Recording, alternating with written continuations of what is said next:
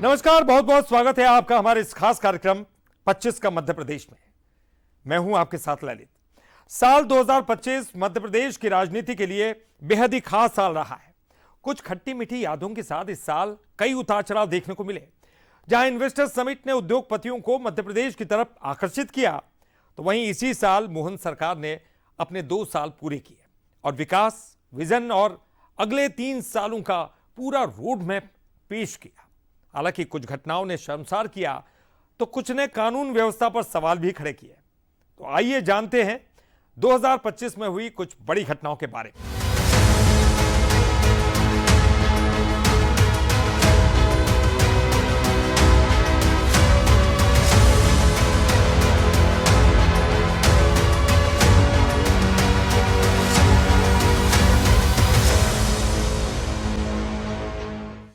Madhya Pradesh investors summit 2025। साल 2025 की शुरुआत मध्य प्रदेश के लिए निवेश और उद्योग के मजबूत संदेश के साथ हुई। Madhya Pradesh global investor summit 2025 ने राज्य को देश दुनिया के निवेशकों के सामने एक उभरते हुए औद्योगिक केंद्र के रूप में पेश किया। तो वहीं 4 रीजनल इन्वेस्टर्स कॉन्क्लेव के जरिए भी कई एमओयू साइन किए गए। 24 और 25 फरवरी 2025 को भोपाल में ग्लोबल इन्वेस्टर्स समिट का शुभारंभ प्रधानमंत्री नरेंद्र मोदी ने किया। समिट में देश और विदेश से उद्योगपति और निवेशक शामिल हुए। इस दौरान ईवी मैन्युफैक्चरिंग, टेक्सटाइल, आईटी और डेटा सेंटर्स जैसे सेक्टर्स पर ज्यादा जोर रहा। इसके बाद अप्रैल से अगस्त के बीच इंदौर, ग्वालियर, जबलपुर और रीवा में रीजनल इन्वेस्टर्स कॉन्क्लेव आयोजित किए गए। इन कॉन्क्लेव में एमएसएमई और स्टार्टअप सेक्टर पर खास फोकस रहा। तो कुल मिलाकर मध्य प्रदेश को 30 लाख करोड़ से ज्यादा के निवेश प्रस्ताव मिले। निवेश प्रक्रिया को आसान बनाने के लिए सरकार ने इंडस्ट्री ईज पोर्टल 2.0 और सिंगल विंडो सिस्टम भी लॉन्च किया। निवेश से प्रदेश में लाखों नई नौकरियों का रास्ता खुलेगा, ये दावा किया गया। हालांकि असली परीक्षा अब इन एमओयू को जमीनी हकीकत में तब्दील करने की होगी। बीजेपी के नए कप्तान। लंबे इंतजार के बाद आखिरकार 3 जुलाई 2025 को मध्य प्रदेश बीजेपी को नया कप्तान मिल ही गया। पार्टी ने वरिष्ठ नेता और बैतूल से विधायक हेमंत खंडेलवाल को प्रदेश अध्यक्ष नियुक्त किया। संगठनात्मक अनुभव और सियासी संतुलन को ध्यान में रखते हुए यह फैसला लिया गया। 3 जुलाई 2025 को हेमंत खंडेलवाल को मध्य प्रदेश बीजेपी के प्रदेश अध्यक्ष की कमान सौंपी गई। खंडेलवाल बैतूल से 2 बार के विधायक और 2008 में लोकसभा उपचुनाव जीतकर सांसद बने। राजनीति की विरासत उन्हें अपने पिता विजय कुमार खंडेलवाल से मिली, जो 4 बार के सांसद रहे।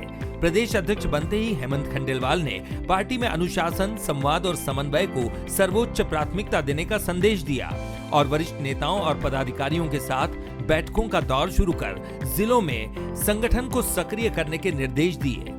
साथ ही कार्यकर्ताओं से सीधे संवाद कर संगठन को बूथ स्तर तक मजबूत करने की बात कही। कुल मिलाकर हेमंत खंडेलवाल ने पद संभालते ही संगठन को साधने की दिशा में कदम बढ़ा दिए हैं। और अब नजर इस बात पर होगी कि नए कप्तान के नेतृत्व में मध्य प्रदेश बीजेपी जमीनी स्तर पर कितनी मजबूती के साथ आगे बढ़ती है। धार्मिक पर्यटन पर फोकस। साल 2025 मध्य प्रदेश के धार्मिक पर्यटन के लिए बड़ी सौगातों का साल रहा। सरकार ने आस्था से जुड़े प्रमुख स्थलों को आधुनिक सुविधाओं से जोड़ने के लिए एक ठोस टाइमलाइन तय की है। धार्मिक पर्यटन को लेकर सरकार का एजेंडा बिल्कुल क्लियर है, बिल्कुल साफ है।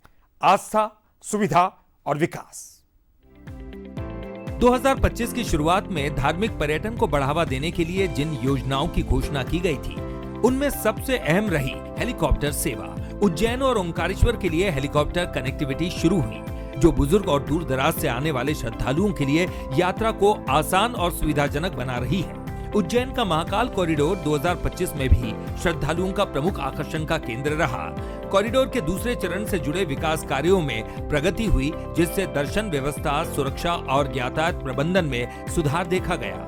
वहीं उज्जैन ओंकारेश्वर धार्मिक परियोजना के तहत सड़क कनेक्टिविटी और पर्यटन सुविधाओं के कई काम 2025 के अंत तक पूरे किए गए। इससे दोनों ज्योतिर्लिंगों के बीच यात्रा पहले की तुलना में ज्यादा सुगम हुई। सरकार का दावा है कि इन प्रयासों से प्रदेश में श्रद्धालुओं की संख्या में इजाफा हुआ और स्थानीय स्तर पर रोजगार के नए अवसर भी बने। 2025 धार्मिक पर्यटन के लिए उपलब्धियों का साल रहा। कई योजनाएं जमीन पर उतरी हैं तो कुछ अभी आगे के चरण में है। नक्सल मुक्त मध्य प्रदेश, लाल सलाम को आखिरी सलाम। साल 2025 जाते जाते मध्य प्रदेश में नक्सलवाद के खिलाफ लड़ाई में एक बड़ी और निर्णायक कामयाबी दे गया। बालाघाट जिले में 2 कुख्यात नक्सलियों के आत्मसमर्पण के साथ ही लाल सलाम ने मानो आखिरी सलाम कह दिया। बालाघाट जिले में 11 दिसंबर की रात 29 लाख के इनामी नक्सली दीपक और 14 लाख के इनामी रोहित ने सीआरपीएफ कैंप में आत्मसमर्पण कर दिया। लंबे समय से दोनों नक्सली सुरक्षा एजेंसियों के लिए बड़ी चुनौती बने हुए थे। मुख्यमंत्री डॉक्टर मोहन यादव ने इस आत्मसमर्पण को बड़ी सफलता बताया और कहा कि मध्य प्रदेश अब नक्सल आतंक से मुक्त हो चुका है। सरकार के मुताबिक सुरक्षा और विकास की संयुक्त रणनीति का असर जमीन पर साफ दिखाई दे रहा है। इधर 42 दिनों में 42 नक्सलियों के सरेंडर को सरकार ने बड़ी उपलब्धि बताया। लगातार दबाव, सख्त सुरक्षा कार्रवाई और आत्मसमर्पण नीति के चलते नक्सली नेटवर्क पूरी तरह से कमजोर हुआ और नक्सलवाद के खिलाफ इस निर्णायक उपलब्धि के साथ ही प्रदेश में शांति और विकास का नया दौर शुरू हो चुका है। मेट्रो की सौगात। साल 2025 में मध्य प्रदेश ने इतिहास रच दिया है। देश का पहला राज्य बन गया है जहां एक ही साल में 2 शहरों इंदौर और भोपाल में मेट्रो का संचालन शुरू हो गया है। करीब 1 दशक के बाद मेट्रो का सपना अब पटरी पर उतर आया है। 2011 में शुरू हुई मेट्रो की चर्चा आखिरकार 2025 में हकीकत बनी। 31 मई को प्रधानमंत्री नरेंद्र मोदी ने लोकमाता देवी अहिल्याबाई होलकर की 300वीं जयंती पर इंदौर मेट्रो का शुभारंभ किया। मेट्रो के इस 6 किलोमीटर के रूट में 5 स्टेशन आते हैं। उधर राजधानी भोपाल भी 20 दिसंबर से मेट्रो सिटी बन गई है। केंद्रीय मंत्री मनोहर लाल खट्टर और मुख्यमंत्री डॉक्टर मोहन यादव ने सुभाष नगर से एम्स के बीच चलने वाली मेट्रो को हरी झंडी दिखाई। इस रूट पर 8 स्टेशन हैं। मेट्रो दिन भर में 17 ट्रिप लगाएगी। इंदौर और भोपाल में मेट्रो की शुरुआत से शहरों की कनेक्टिविटी मजबूत होगी और ट्रैफिक दबाव कम होने की उम्मीद है। मध्य प्रदेश अब तेज, आधुनिक और स्मार्ट ट्रांसपोर्ट की तरफ बढ़ रहा है। सदन में कांग्रेस का यूनिक प्रोटेस्ट। साल 2025 में मध्य प्रदेश की राजनीति में कांग्रेस ने विरोध का अनोखा अंदाज अपनाया। सदन के भीतर और बाहर कांग्रेस ने प्रतीकों के जरिए सरकार पर हमला बोला।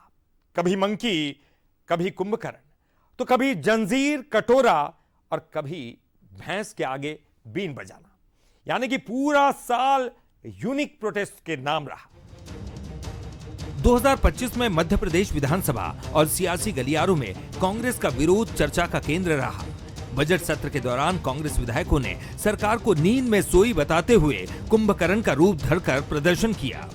विधानसभा में कांग्रेस विधायकों ने राज्य के बढ़े हुए कर्ज के विरोध में खुद को लोहे की जंजीरों में बांधकर जनता पर आर्थिक बोझ डालने का आरोप सरकार पर लगाया।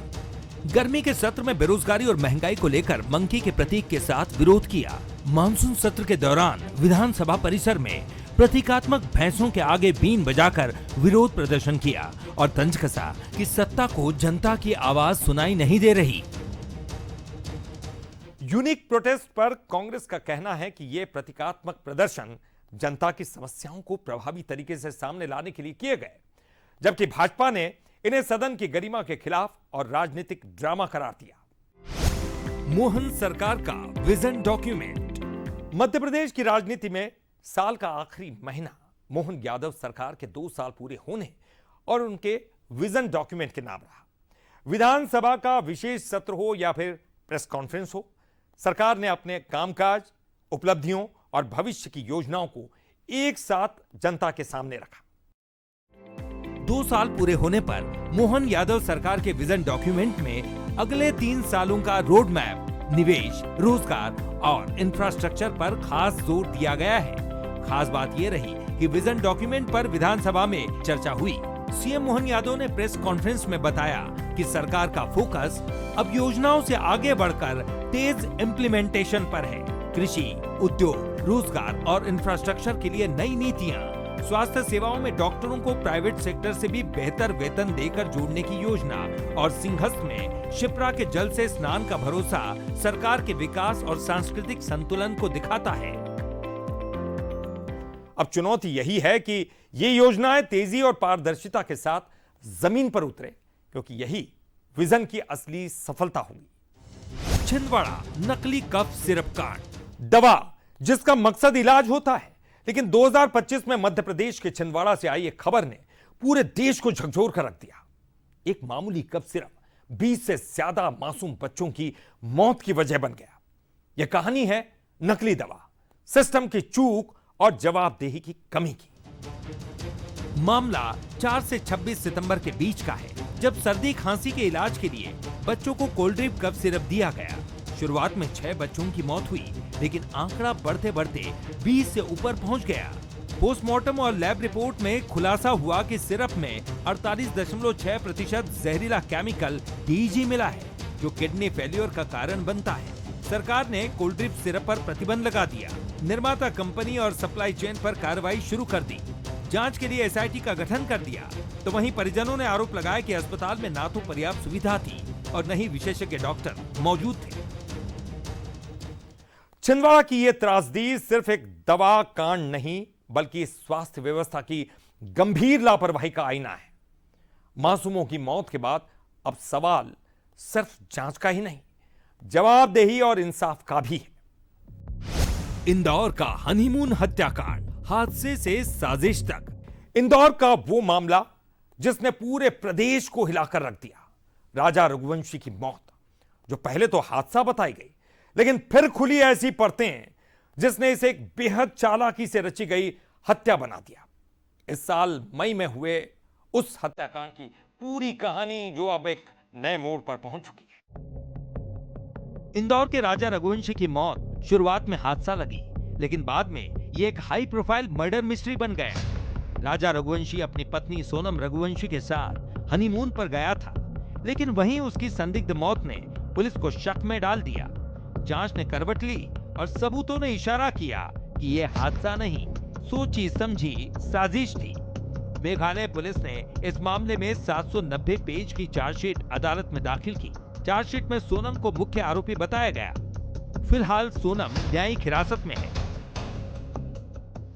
तो अब मामला अदालत में है, सबूत भारी हैं, आरोप गंभीर, और सवाल सिर्फ एक, क्या राजा को इंसाफ मिलेगा? प्रशासनिक गलियारों में जातिवाद पर विवाद। 2025 के जाते जाते मध्य प्रदेश के प्रशासनिक गलियारों में जातिवाद को लेकर विवाद तेज हो गया है। आईएएस संतोष वर्मा के विवादित जातिवादी बयान के बाद आईएएस मीनाक्षी सिंह के बयान ने जाति संवेदनशीलता और प्रशासनिक जिम्मेदारी पर बहस तेज कर दी। आईएएस संतोष कुमार वर्मा ने रिजर्वेशन और जाति को लेकर एक विवादित टिप्पणी की। 23 नवंबर को भोपाल में अजाक सम्मेलन में कहा कि रिजर्वेशन तब तक जारी रहना चाहिए जब तक कोई ब्राह्मण अपनी बेटी उनके बेटे को न दे।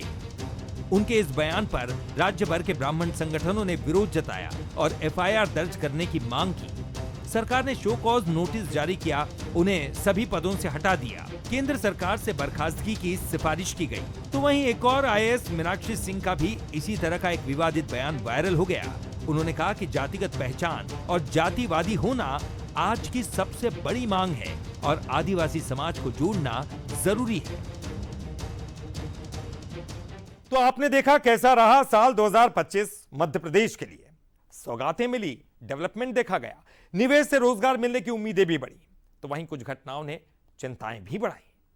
खट्टी मीठी यादों के साथ हम तो बस यही कहेंगे कि हर वर्ग, हर सेक्टर, हर उम्र, हर फैक्टर बस ठीक ठाक ही रहा साल 2025 का चैप्टर। कुछ उम्मीदें पूरी हुई तो कुछ बाकी रहेंगी। अब सबकी नजरें 2026 पर टिकी रहेंगी। इस कार्यक्रम में फिलहाल के लिए इतना ही। मुझे दीजिए इजाजत और आप बने रहिए बंसल न्यूज के साथ, क्योंकि बंसल न्यूज पर खबरों का सिलसिला लगातार जारी है। नमस्कार।